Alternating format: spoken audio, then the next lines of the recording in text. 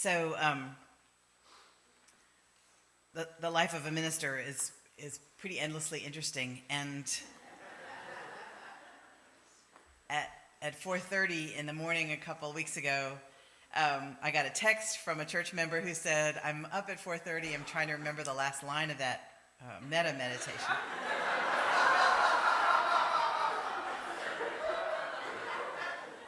And I think it says something like, "Try to stop being such a jerk," but I'm not sure.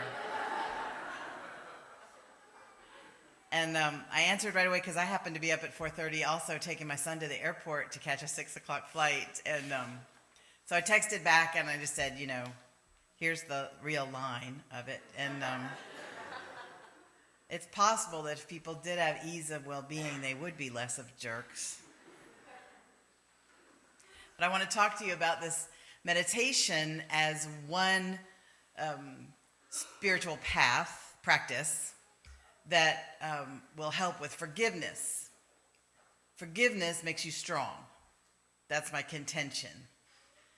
A spiritual practice is just something that you do over and over and over again, whether you feel like it or not, in order to make yourself stronger inside, in order to have access to your inner wisdom when you need it, in order to be able to keep your heart of compassion open, in order to keep your perspective when things get tough, in order to be unshakable. I mean, you're never going to be unshakable, really, but in order to just be a little bit sturdier, we'll say. Bitterness makes you brittle. Cynicism steals your hope. And ruminating on wrongs, either that you have done or that others have done to you, takes away your joy in life. And so it would be a good idea to let it go. As one of my spiritual teachers, Byron Katie, says, "Can you think of a sane reason to hold on to that thought?"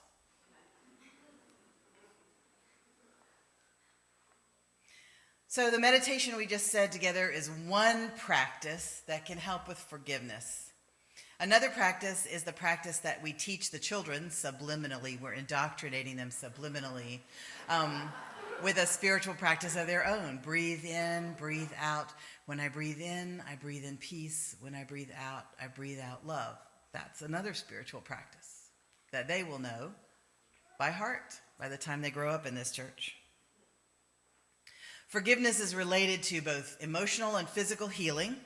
I was just doing some research for the sermon this week, and I was reading a study that was done by Alex Harris and Carl Thorson. They work at the Center for Healthcare Evaluation, which is part of the U.S. Department of Veterans Affairs.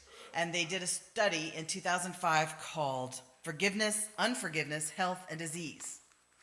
And basically, their contention after doing their research was that unforgiveness,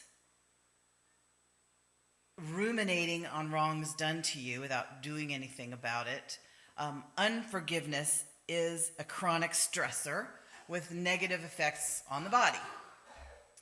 So they said it leads to chronic hyper-aroused stress response, which, after you comb through all the scientific language, basically says it wears you out. So it's not good for you to have a feeling of being wronged. Now, having a feeling of being wronged is something that's appropriate if you've been wronged. So what you do with it, though, is you talk about it until you figure out what to do, and then you do something about it, or you just talk about it until you can let it go, or you just let it go. Any of those are good, but hanging on to it and letting yourself drop into the groove of rehearsing the wrong that was done and all the circumstances that led up to it and how wrong they were and how right you were, doesn't do anything for you. Anger, even in the study, they said some anger is unfruitful and it's not good for you. Other anger is fruitful and it can lead to better health because anger does its job. If it's fruitful, anger helps move you out of a situation that's bad for you, or it helps protect you from a person who's not good for you, or it gives you the energy to change your life in some way that it needs changing. So anger can have a job that's good for you. There's a Jungian analyst who I'll quote later about forgiveness, who talks about anger, and she says anger is good if you can cook with it. It shouldn't be such a hot fire that it burns your house down, but you should be able to cook with it, make things change their chemistry because of your anger. Another helpful question, if you're angry, that moves you from anger to forgiveness, a helpful question is, and I hate having to tell you this, but I'm sorry, but here you go. Helpful question is, how much of this anger is anger at myself? It's much more comfortable to look at anger at another person. But usually, a good proportion of your anger is anger at you. Okay, forgiveness is difficult for lots of different reasons. One, it's difficult because when we're wronged, we have the option of putting on this cloak of the righteous victim, which is semi-enjoyable in many situations. You get to be righteous, which is always fun. And you know, I've told you righteousness is the root of all wickedness. Most bad behavior happens right after this flush of a feeling of being really right. Because when you're really right and you've been wronged, you feel somehow, we feel, by you, I mean we, feel that we have carte blanche to hurt other people because we've been hurt. Or we feel we have carte blanche to be brutal and kind of lay waste about us with the broadsword of our tongue because, number one, we're hurt, and number two, we're right. It's a delicious combination. Very dangerous. And forgiveness can be difficult because sometimes we enjoy being in that state where we imagine the conversation with the person who has wronged us, where we state our case most eloquently, and because we've practiced. We use exactly the right words, and we have exactly the right facial expressions. And they say, oh, I understand. I don't know how I could not have seen it.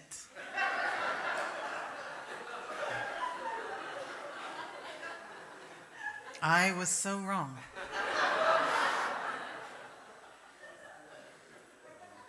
And you were so right.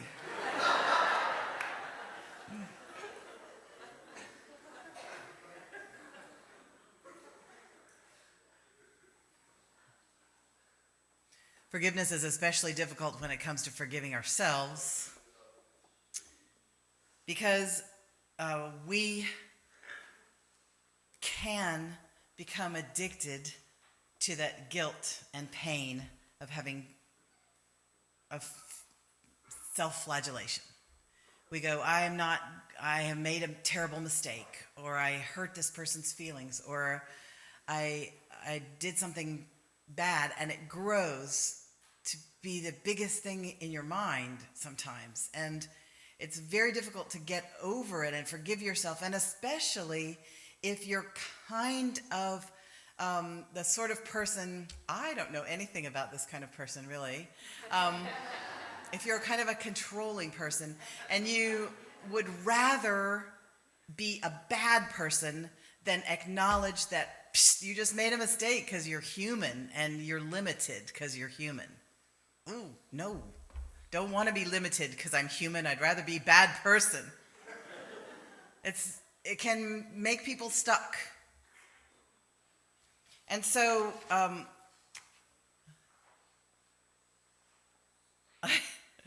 I remember I've been making friends with being a regular person for a long time. And because you are one, you might as well make friends with it. And in my family, there's a kind of a family culture of that we expect more of ourselves than other people do. And the Bible verse that is recited a lot is, from those to whom much is given, much will be required. That's a favorite. And so I remember saying one time to a member of my family, well, I'm just a regular person and all the same rules apply to me that apply to everybody else. And they just went, oh, no.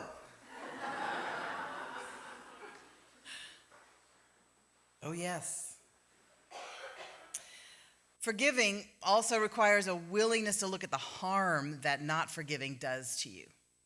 Not only do you kind of stiffen into this self-righteous victim stance, or just a hurt, destroyed victim stance, you get stuck there, whether there's self-righteousness in it or not. Or you get stuck to the person who wronged you so that they come eat every meal with you, and they go in the car with you everywhere, and they go on vacation with you, and they're at work with you, and they're in your head. And really, if you just forgave them, it would kind of unplug them from you and let them drive in their own car and go on vacation alone by themselves or with whoever can stand to be around them. And if you don't forgive yourself, you're stuck also to that vision of yourself that you have, that you are a certain kind of person, or that you are the person who made this terrible mistake, and you can't move on. And it doesn't just hurt you, it hurts the people who love you, because if you are stuck to a mistake that you made, then you have these times when you're just, I'm just a terrible person. You have this trough. In South Carolina, we call it a sinking spell. You just have this trough that you get in, and so not only do the people who love you have to live their lives, they have to live their lives and reassure you the whole time that you are a worthy person, and it's kind of for them like dragging one of those suitcases with a broken wheel behind you that just frustrates you and won't go the right direction, and it's a pain for everybody. So you might as well really, if you can, just forgive yourself so that you can start living your own life. Clarissa Pinkola Estes, the Jungian analyst and author and teacher, says forgiveness seems unrealistic to a lot of people, either forgiving themselves or forgiving someone else, because you think of it as a once and for all or nothing proposition. And people do say forgive and forget, and I think that is ideal, but I'm not sure many people can do that or can even afford to do that. John F. Kennedy said, forgive your enemies, but don't forget their names. Over the Holocaust Museum in Jerusalem, it says, forgive, but never forget. So sometimes you need to remember in order to stay protected.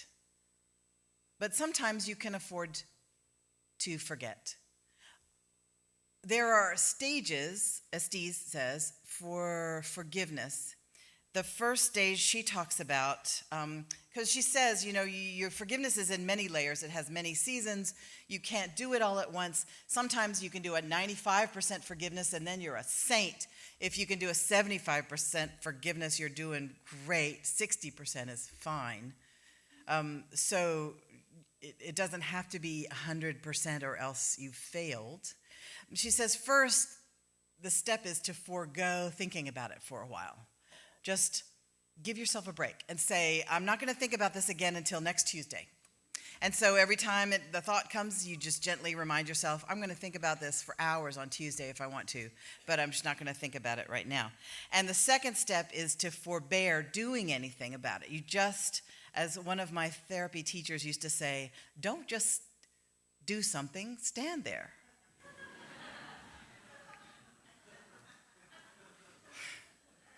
You don't always have to do something. You don't flail around. You can just stand there for a while till you figure out what's necessary. And then she talks about forgetting. You actually let yourself try to release the thing, and then forgiving is the last step, where you regard the other individual indulgently, and you don't have anything to say anymore about what happened. You've said it, you're satisfied, you've let it go. I have to say, those steps make a lot of sense, but they do not work for me because I, can't control my thoughts. And to me, it's like, okay, say you're not going to think about it. I find that torturous, as I would if I were one of the old alchemists who were told that this pot of whatever it is will turn to gold if you can just stir it for 2 hours without thinking of the word hippopotamus.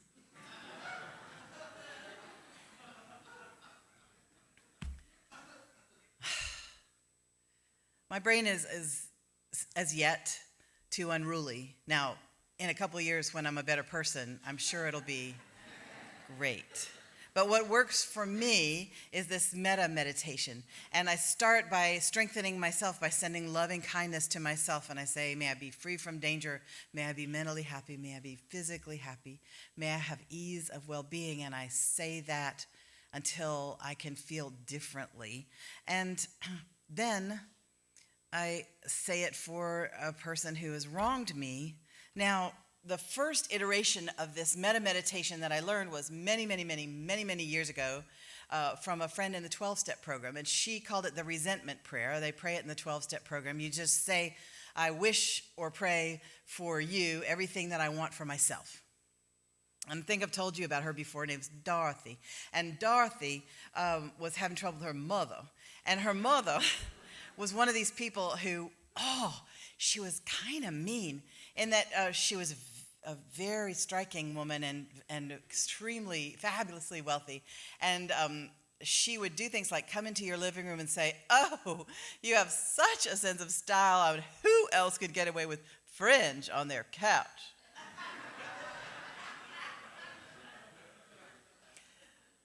So she had done this to her daughter once or twice. And so Dorothy was being urged by her sponsor to do this for her mother. And she said to her sponsor, I can't pray that for my mother because I wouldn't be able to mean it. And her sponsor said, do it anyway. You don't have to mean it. You don't have to mean it. It works anyway. And she said, but that would make me a hypocrite. And her sponsor said, Dorothy, you're a drunk. God forbid you should be a hypocrite.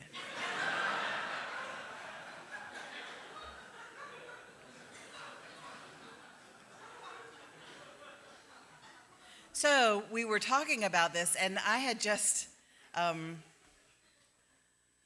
had very, very tiny children, and they were being supplanted in my family's energy by a sister my dad had just had. He'd married a woman my age, and they'd started having children the same ages as my children.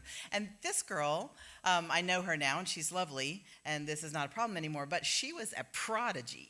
And that was some nerve, because my children were brilliant and beautiful, but not prodigies. And this girl was like, when she was 2.5, she was reading the pamphlets in the doctor's office about emphysema and explaining them to the nurse. And not that the nurse needed it explained, she just couldn't believe this 2.5-year-old was actually reading this pamphlet. And then they, when she was 12, they went to Italy for a week, and she learned Italian, and she got interested in King Arthur and learned Welsh. I mean, it was insufferable.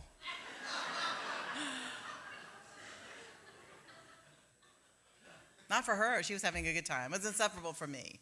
And so I started praying the resentment prayer for this prodigy sister of mine.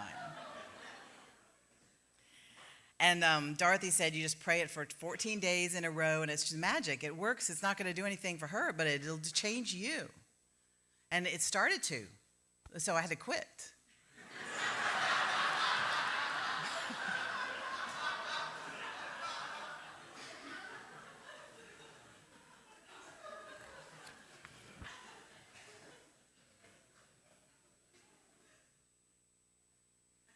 So whichever way works for you, my message to you this morning is that forgiveness will make you stronger, and you don't have to do it completely 100% either, whether you're forgiving yourself or someone else.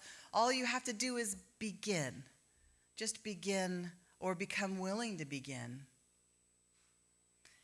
And let me know how it goes.